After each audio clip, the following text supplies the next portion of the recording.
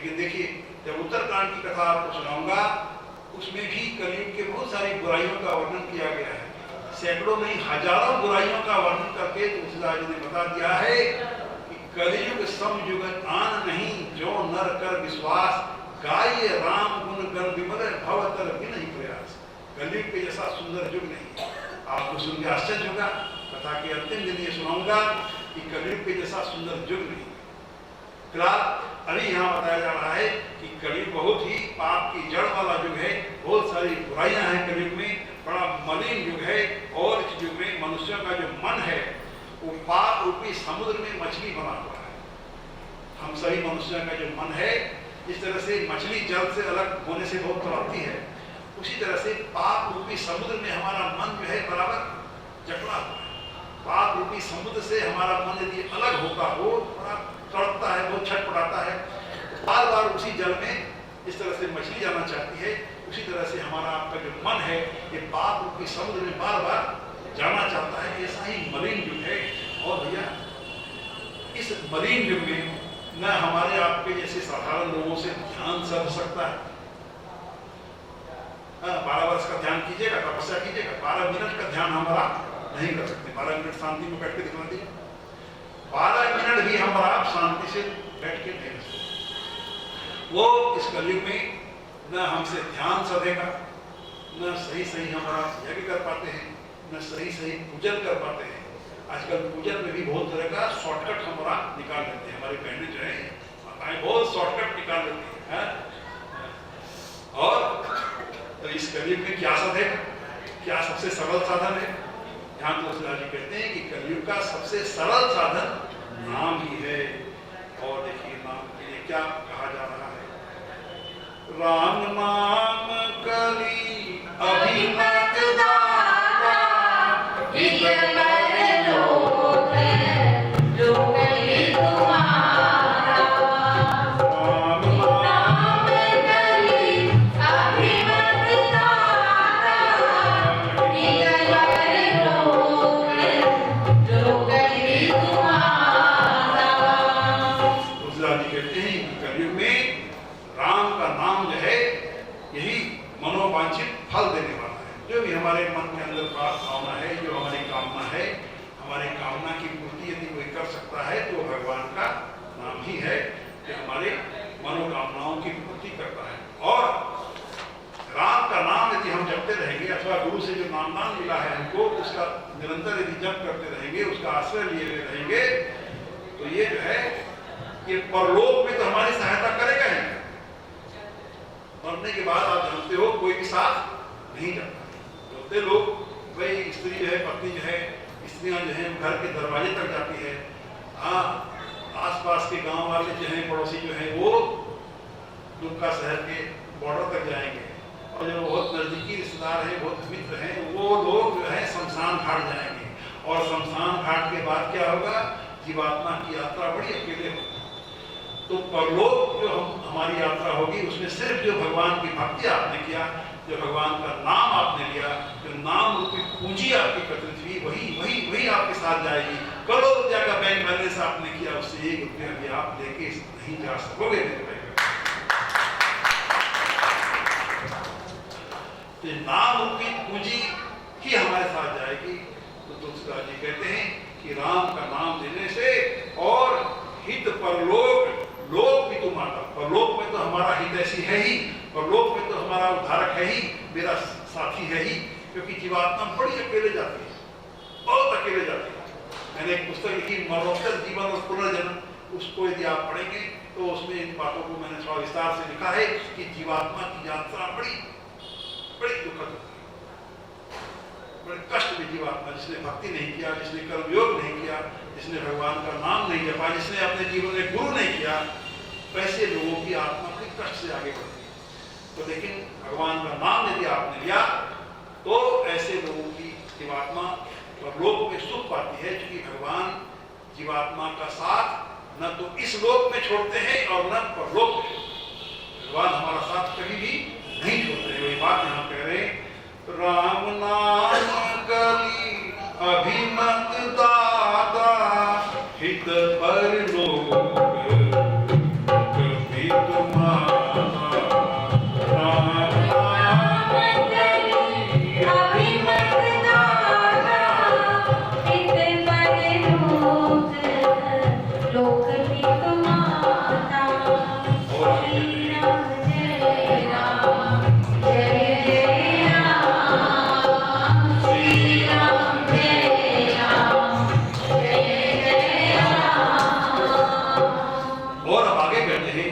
नहीं कली कर मन भगति विवेको, राम राम राम रेको।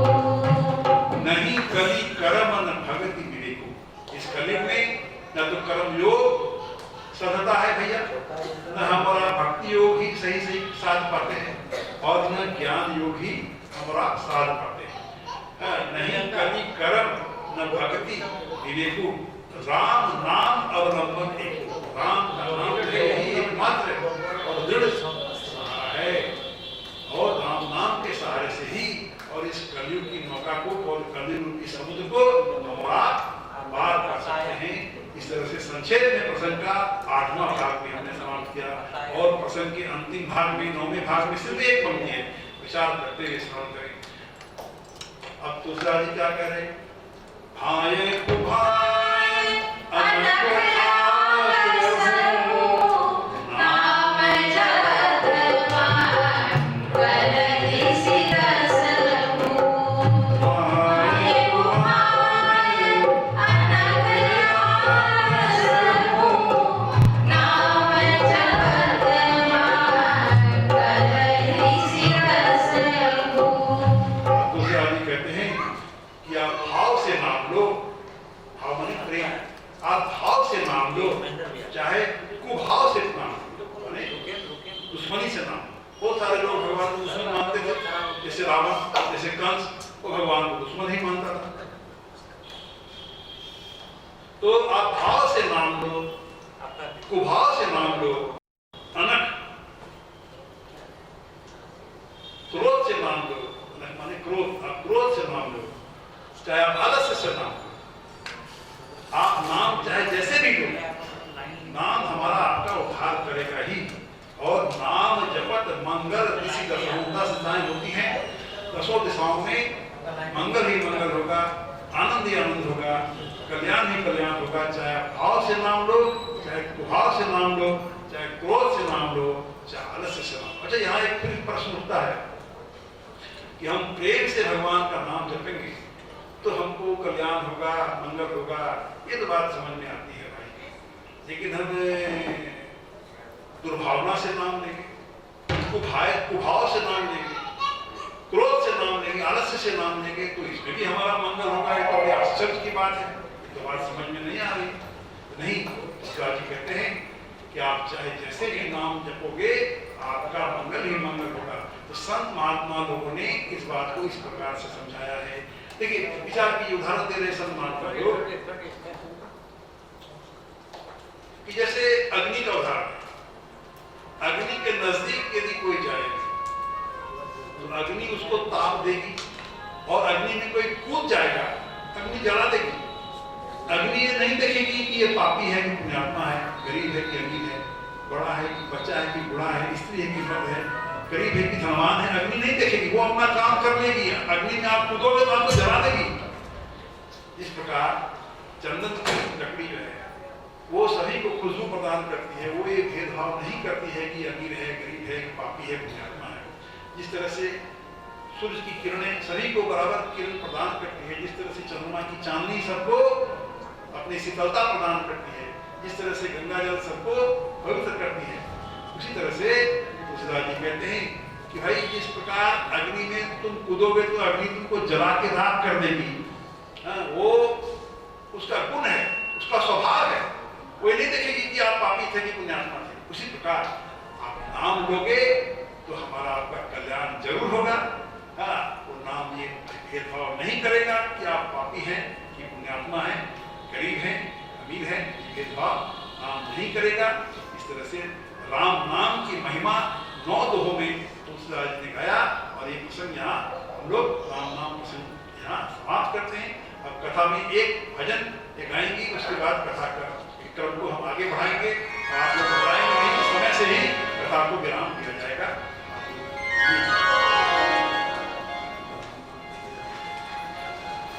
ठीक हो गया?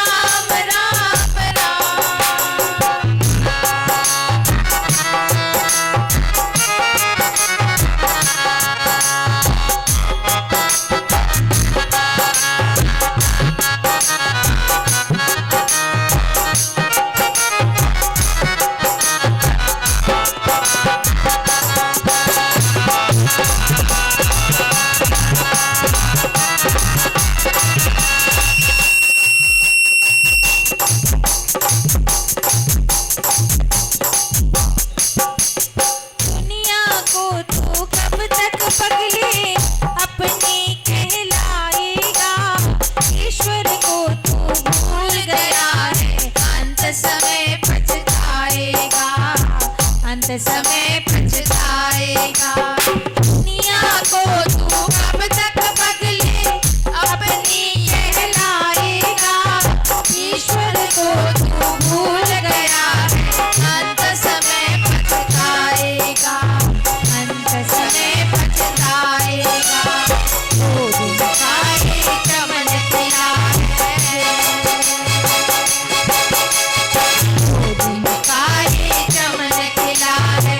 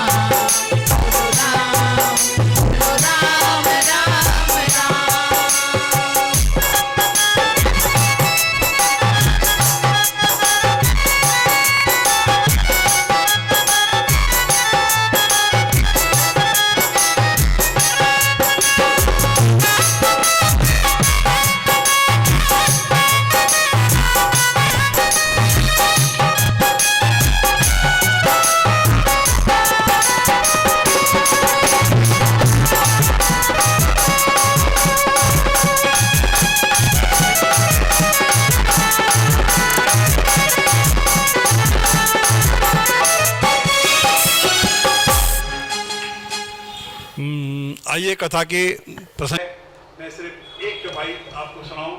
देखिए कितना अलंकार युक्त वर्णन रामचरितमानस का किया है कि कितना महान ग्रंथ है, जो आपको समझ में आएगा। वैसे देखिए संत कहते हैं कि हमारे जो महान ग्रंथ हैं जैसे श्रीमद् भागवत है, गीता है, तो गीता हमें योग सिखाती है, क्योंकि आप जानते हैं इसमें ज्ञान योग है, भक्ति योग है, कर्म योग है। श्रीमद् भागवत हमें वियोग सिखाती है, विछोड़ना सिखाती है। और संसार क्या है? संसार संयोग है, संयोगों से परिपूर्ण है। लेकिन जन जन का प्यारा रामचरितमानस तो प्रयोग है, प्रयोगात्मक ग्रंथ है। इसकी शिक्षाओं को बहुत सरलतापूर्वक, सहजतापूर्वक हम और आप अपना सकते हैं, आत्मसात कर सकते हैं, ग्रहण कर सकते हैं, अपने आचरण में उतार सकते हैं। ये सरलतम ग्रंथ माना जाता है। और देखिए यहाँ में सिर्फ देखिए एक पंक्ति एक चौपाई में गा के सुनाऊंगा कि कितना अलंकार युक्त वर्णन तुलसीदास जी महाराज ने किया है। भक्ति निरूपण विविध विधान, क्षमा दया दम लता बिताना, समजम नियम फूल फल ज्ञाना, हरिपद रति रस वेद बखाना। श्री राम जय राम, जय जय राम, श्री राम जय राम। इस रामचरितमानस को आप पढ़ेंगे, पूरी सुनेंगे तो आप पाएंगे कि रामचरितमानस में नाना प्रकार से भक्ति का वर्णन किया गया है। भक्ति आप सैकड़ों तरीकों से कर सकते हैं। तो भक्ति की विविध विधाओं का वर्णन है, निरूपण है। और क्षमा, दया, इंद्रियों का निग्रह करो, इन सबों की महान महिमा का वर्णन बहुत सारे प्रसंगों में अनेकों प्रकार से किया गया है, जिसमें हमारे अंदर के सद्गुण बढ़ें, हमारे अंदर के दुर्गुण दूर हों। इन सारी विधियों के विषय में अनेकों प्रसंगों में अनेकों प्रकार से वर्णन किया है। और देखिए ये बताया है। अच्छा, आप कल्पना करें आम के पेड़ से भक्ति की तुलना करें, कितनी सरलतम विधि से तुलसीदास जी ने समझाया है। जिस प्रकार से आम के पेड़ में लताएं पताएं होती हैं, पत्ते होते हैं, डालियां होती हैं, तो उन सबों की तुलना किया है तुलसीदास जी ने क्षमा से, दया से, हाँ, इंद्रियों का निग्रह से कि भाई अपने इंद्रियों को वश में करो। और सम का मतलब मन को वश में करो।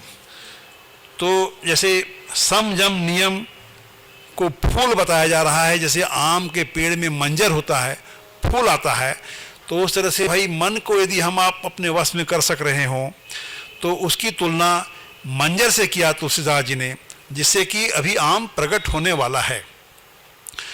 तो मन को वश में आपने किया, इंद्रियों को आपने वश में किया, उसकी तुलना फूल से किया, और उसी मंजर से, उसी फूल से फल आ गया, आम प्रकट हो गया, तो समझिए कि उसकी तुलना ज्ञान से किया। भाई कोई को ज्ञान उत्पन्न हो गया आपको, हमको, तो उसकी तुलना फल से किया। लेकिन अभी ठहरिए, अभी फल खट्टा है, अभी फल कच्चा है, अभी वो खाने लायक नहीं है, अभी उसमें मिठास नहीं है। उसमें मिठास तब आएगी, वो खाने लायक तब होगा जबकि वही भक्ति और आगे बढ़ करके और हमारे हृदय में भगवान से प्यार उत्पन्न कर दे, तभी समझिए कि वो फल में मिठास आ गई और वो फल हमारे खाने लायक हुआ। यही तुलसीदास जी बोल रहे हैं। समजम नियम, ध्यान से सुनिएगा पंक्ति, समजम नियम फूल फल ज्ञाना, हरिपद रति रस वेद बखाना। समजम नियम हरिपद रति रस वेद बखाना। तो जब तक कि हरि से प्यार नहीं हो जाए, हरि के चरणों में रति जागृत नहीं हो जाए, समझिए कि अभी हमारी भक्ति अधूरी है, अभी उसमें पूर्णता नहीं आई है। मनुष्य जीवन का अंतिम लक्ष्य क्या है, सर्वोत्तम लक्ष्य क्या होना चाहिए कि हरि से प्यार हो जाए। बगैर हरि से प्यार के हमारा आपका उद्धार नहीं है। हम लोग दुनिया से तो प्यार कर लेते हैं, नातेदार रिश्तेदारों से प्यार कर लेते हैं, धन दौलत से प्यार कर लेते हैं, प्रॉपर्टी से प्यार कर लेते हैं, पत्नी से प्यार कर लेंगे, पत्नी पति से प्यार कर लेगी, हम लोग अपने बच्चों से प्यार कर लेंगे, लेकिन भगवान से प्यार नहीं कर पाते। जबकि बगैर भगवान से प्यार हुए उद्धार नहीं है हमारा आपका जीवन में। यही बात यहां समझाया जा रहा है कि भले हमने मन को वश में कर लिया, इंद्रियों को वश में कर लिया, लेकिन ठहरिए, मंजर, उसकी तुलना मंजर से की गई। मंजर को आप खा नहीं सकते, भले उससे आम प्रकट होने वाला है भविष्य में। मंजर से कच्चा आम प्रकट हुआ लेकिन खट्टा है, अभी मिठास नहीं है। जब भगवान के चरणों में रति जागृत हो तब समझिए कि वो भक्ति की अंतिम मंजिल है। और रामचरितमानस में ऐसे अनेकों उदाहरण मैं आपको सुनाऊंगा जहां पर कि बड़े बड़े लोगों ने भगवान से वरदान स्वरूप भगवान के चरणों में रति मांगा है। अच्छा, विचार कीजिए, यदि आपके सामने भगवान प्रकट हो जाए तो आप क्या मांगोगे? ये भगवान 2-4 करोड़ रुपया दे दो ना, एमएलए मिनिस्टर बना देना, यही ना मांगोगे? लेकिन बड़े बड़े लोगों ने, हाँ, ब्रह्मा जी ने, शिव जी ने, राजा जनक ने, भरत जी ने, लक्ष्मण जी ने, हनुमान जी ने, सनकादिक ऋषियों ने क्या मांगा? बड़े बड़े संत महात्माओं ने, रामचरितमानस में वर्णन है, सबों ने भगवान से भगवान के चरणों में रति का वरदान मांगा है, प्यार का वरदान मांगा है। जब ऐसे महान लोग जब भगवान से भगवान के चरणों में प्यार का वरदान मांग रहे हैं तो हमको आपको क्या मांगना चाहिए? हम भी क्यों नहीं उसी लाइन में खड़े हो जाएं? विचार करते हुए श्रवण करेंगे आगे के दिनों में। तो यहाँ रामचरितमानस के रूपक प्रसंग का वर्णन संक्षेप में मैंने समाप्त किया। और देखिए, रामचरितमानस की खासियत क्या है कि 5 खंभों पर आधारित ये महान ग्रंथ है। जैसे इस बिल्डिंग में आप देख रहे हो कितना खंभा है, ये बिल्डिंग जो है इस खंभों पर आधारित है। उसी तरह से रामचरितमानस जो है 5 संवाद रूपी खंभों पर आधारित ये महान ग्रंथ है। पहला संवाद तो तुलसीदास जी ने हमारे आपके जैसे साधारण मनुष्यों से किया, और तुलसीदास जी जो हमारे आपके जैसे मनुष्य से संवाद कर रहे हैं, उस संवाद के गर्भ से 2 ऋषियों का संवाद प्रकट होता है, याज्ञवल्क्य जी और भरद्वाज जी का। और उन 2 ऋषियों के संवाद के गर्भ से 2 भगवान का संवाद प्रकट होता है, शिव जी और माता पार्वती जी का। और माता पार्वती और शिव जी के संवाद के गर्भ से 2 पक्षियों का संवाद प्रकट होता है, कागभूषणी जी और गरुड़ जी का। और 5वां संवाद है, जगह जगह तुलसीदास जी ने अपने मन को समझाया है, अपने मन से भी संवाद किया है। क्यों? क्योंकि मन को वश में करने की 2 विधियां हमारे महान संतों ने और हमारे महान ग्रंथों ने बताई। क्या 2 विधि? कि भाई अभ्यास कराओ अपने मन को, और वैराग्य। वैराग्य हो हमारे जीवन में पहले, और फिर हम अपने मन को भी समझाते चलेंगे तो मन हमारे वश में आ जाएगा। मन कोई ऐसा चीज नहीं है जो हमारे वश में न आवे। विचार कीजिए, जनरली लोग क्या है, मन हमारे वश में है कि हम मन के वश में? मन हमारा मालिक कि हम मन के मालिक? आप कहोगे कि नहीं भाई, मन ही हमारा मालिक, मन ही हमको नचाते रहता है। तो प्रायः सब मनुष्यों की एक ही गति है कि मन ही हमको आपको नचा रहा है।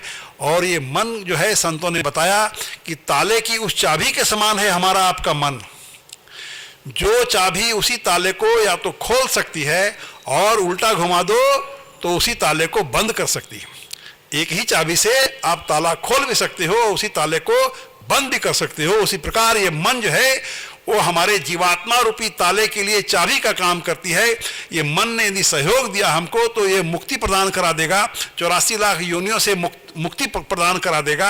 और यही मन यदि उल्टा घूम गया तो आप समझ सकते हो कि 84 लाख योनियों में भटका देगा। इसलिए मन को वश में रखने की शिक्षा हमारे सभी महान संतों ने, हमारे सभी महान ग्रंथों ने जगह जगह दिया। गीता में भी भगवान ने, कृष्ण ने अर्जुन को बताया कि मन को यदि वश में करना चाहो तो उसकी 2 विधि बताई कि एक तो जीवन में वैराग्य हो, और दूसरे मन को अभ्यास कराना। तो तुलसीदास जी के जीवन में वैराग्य था, ये हम और आप जानते हैं। कभी मैं तुलसीदास जी की जीवनी की कथा आप लोगों को सुनाऊंगा, आपको लगेगा कि तुलसीदास जी के हृदय में कितना भारी वैराग्य हो गया था, और उसमें उनकी पत्नी का बहुत बड़ा योगदान था। ये भी विस्तार में सुनाऊंगा। और तुलसीदास जी ने अपने मन को भी जगह जगह समझाया है कि मानो कि भाई वैराग्य तो था ही उनके जीवन में, और मन को समझाया मतलब मन को अभ्यास कराया जिससे कि मन भी उनके वश में हो। तो ये 5वां संवाद है। तो 5 संवाद रूपी स्तंभ पर ये रामचरितमानस का महान जो भवन है ये खड़ा है। तो यहाँ देखिए, अब आज की कथा का अंतिम प्रसंग सुना रहा हूँ। यहाँ 2 ऋषियों का संवाद प्रकट हो रहा है। 2 ऋषि आपस में संवाद कर रहे हैं, और 2 ऋषि मैंने पहले बताया, याज्ञवल्क्य जी और भरद्वाज जी का। भरद्वाज जी आप जानते हो, ये कुंभ, ये प्रयागराज तीर्थ जो लोग गए होंगे वहाँ भरद्वाज जी का आश्रम है, और भरद्वाज जी वहीं रहा करते थे। वो त्रेता युग की बात है। तो भरद्वाज जी और याज्ञवल्क्य जी का संवाद है। और ये कहा जा रहा है कि एक बार बहुत बड़ा कुंभ मेला लगा। आप जानते हो हर 6 साल में अर्ध कुंभ लगता है, और 12 साल में पूर्ण कुंभ लगता है। तो ऐसे ही कुंभ का मेला लगा। Page number 33। भरद्वाज मुनि बसहि प्रयागा, तिन्हि राम पद अति अनुरागा। भरद्वाज मुनि बसहि प्रयागा, तिन्हि राम पद अति अनुरागा। यहाँ बता रहे हैं कि भरद्वाज नाम के जो ऋषि वो प्रयागराज तीर्थ के किनारे बसते थे, रहते थे। और जब भी कुंभ मेला लगता था, संत महात्मा लोग आते थे, तो नहा स्नान करके सभी संत महात्माओं का नियम था कि वो लोग भरद्वाज जी के आश्रम में जरूर जाते थे, क्योंकि भरद्वाज जी भी बहुत पहुँचे हुए महान संत थे। तो एक बार की बात है कि याज्ञवल्क्य जी भी बहुत पहुँचे हुए संत थे। स्नान किया, भरद्वाज जी के आश्रम में गए।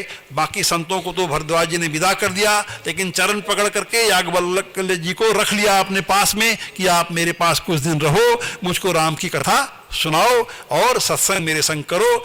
तो उन दोनों में सत्संग हुआ है। और देखिए भरद्वाज जी ने क्या प्रश्न पूछा इनसे, किनसे? याज्ञवल्क्य जी से। एक राम अवधेश कुमारा,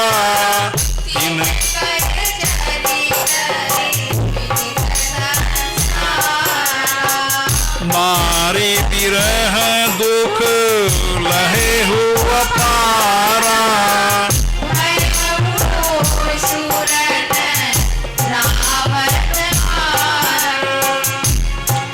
तो भरद्वाज जी ये पूछ रहे हैं कि अच्छा बताइए याज्ञवल्क्य जी, आप बहुत बड़े ऋषि हैं, बहुत पहुंचे हुए संत हैं, आप सब बात जानते हो।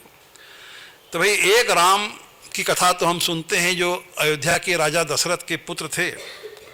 उनका चरित्र सारा संसार जानता है। उनकी पत्नी का हरण हुआ, रावण हरण करके ले गया, उनको क्रोध आया, युद्ध में रावण को मार दिया है और अपनी पत्नी को छुड़ा करके रावण के कैद से मुक्त करा करके वो ले आए। और उन्होंने स्त्री के विरह में बहुत दुख उठाया और क्रोध आने पर युद्ध में रावण को मार दिया। ये कथा सब लोग जानते हैं। एक तो राम वो थे, और एक राम की कथा यह भी सुन रहे हैं, हाँ, जिसको कि शिवजी जिसका नाम लेते रहते, आप जिनकी भक्ति करते हो, सारी दुनिया जिनकी भक्ति करती है। तो सवाल ये है कि ये राम और वो राम दोनों एक ही थे, न दोनों में अंतर था। यदि ब्रह्म थे राम, तो स्त्री के वियोग में इतने दुखी काहे हुए, इतने रोए गाए क्यों? ब्रह्म थे, भगवान थे, ऐसे ही चाहते तो उनकी स्त्री को हरण कौन कर सकता था? तो वो राम ब्रह्म राम थे, न राजा दशरथ के पुत्र राम थे, दोनों एक ही थे, न दोनों अलग अलग थे। मेरे मन में बड़ा संशय है, बड़ा भ्रम है, बड़ी चिंता है। मैं ये जानना चाहता हूँ आपके मुखारबिंद से कि दोनों में सच्चाई बात क्या है। ये इनका प्रश्न है।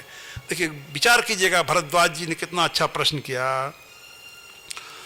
तो अब याज्ञवल्क्य जी ने कथा प्रारंभ किया, ये कहना शुरू किया कि जो प्रश्न आपने किया है, यही प्रश्न एक बार की बात है माता पार्वती जी ने भी शिव जी से किया था। और चलिए मैं आपको पूरी कथा सुनाऊंगा कि भाई माता पार्वती जी ने क्यों इस तरह का प्रश्न किया शिव जी महाराज से। जो प्रश्न आज आप कर रहे हो वही प्रश्न माता पार्वती ने भी कभी शिव जी से किया था, और उन्होंने शिव जी, माता सती और पार्वती जी की कथा सुनाना इस पंक्ति से प्रारंभ किया, और इस पंक्ति से हम लोग आज की कथा को विराम देंगे। बस 2 पंक्ति आप सुन लो।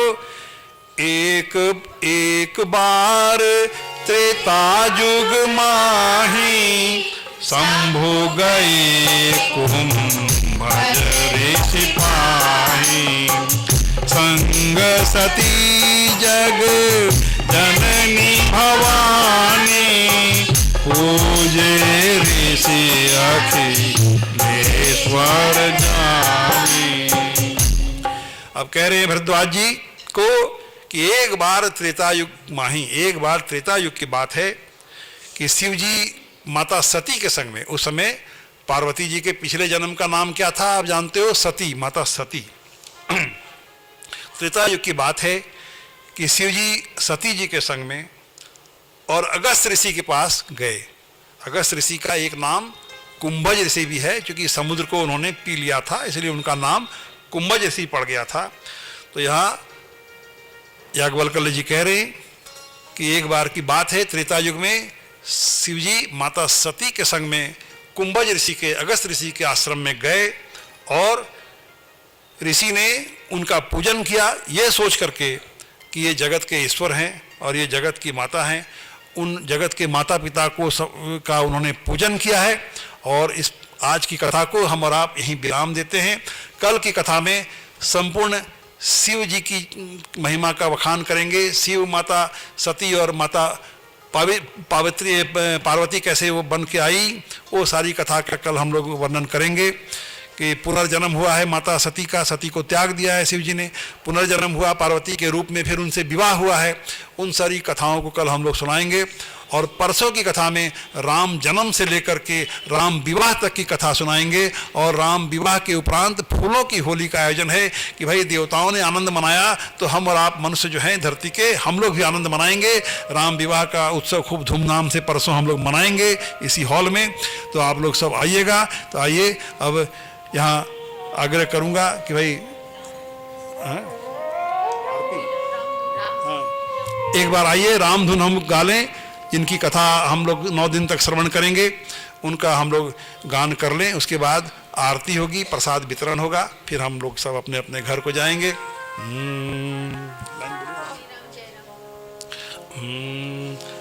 सब कृपया गाइएगा साथ में। श्री राम जय जय जय राम, श्री राम जय राम।